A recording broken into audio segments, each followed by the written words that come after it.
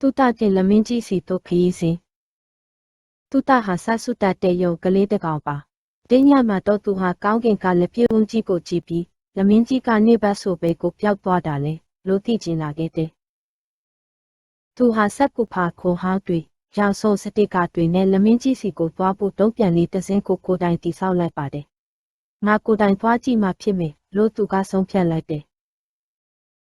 လုံးပြန်လေးထဲမှာခရီးဆောင်အိပ်ပြင်ဆင်နေတော့3ဆိုတဲ့အတိုင်လေးနဲ့အတူတောက်ပနေတဲ့ဆက်ရုပ်ဖြတ်ကလေးတကောင်ရောက်လာပါတယ်သူ့နာမည်ကပစ်တဲ့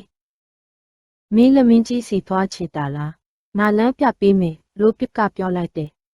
သူတို့တယောက်ဟာတုံးပြန်လေးနဲ့အတူကောင်းကင်ရံထဲကိုစတင်ပြန်တန်းကြပါပြီ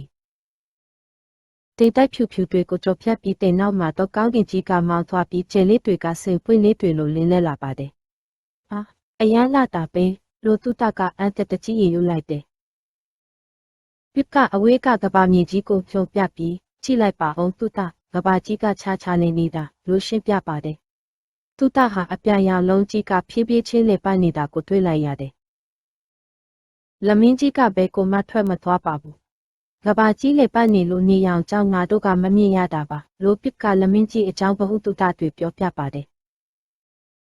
သူတို့ဟာလမင်းကြီးနားကိုရောက်သွားတဲ့အခါလမင်းကြီးကတိမ်ခဲလိုမျိုးမဟုတ်ပဲကြောက်ခဲတွေဖုံမုံတွေနဲ့ဖွဲ့စည်းထားတာကိုသူတတွေ့လိုက်ရတယ်။လားပေါ်မှာချိုင်းခွက်ကြီးတွေအများကြီးရှိတာကိုလည်းသူတွေ့ခဲ့ရတယ်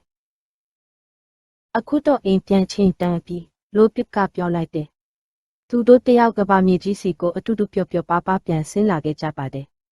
။သူတဟာသူ့ရဲ့အိယာထဲမှာပြန်နိုးလာတဲ့အခါဒါဟာအိမ်မက်လားတကယ်လားမသိပေမဲ့သူဟာလမင်းကြီးအကြောင်းအများကြီးသိသွားပါပြီ။သူ့ဘေးမှာတော့ပစ်နဲ့တူတဲ့အယုတ်လေးတရုပ်ရှိနေပါတယ်။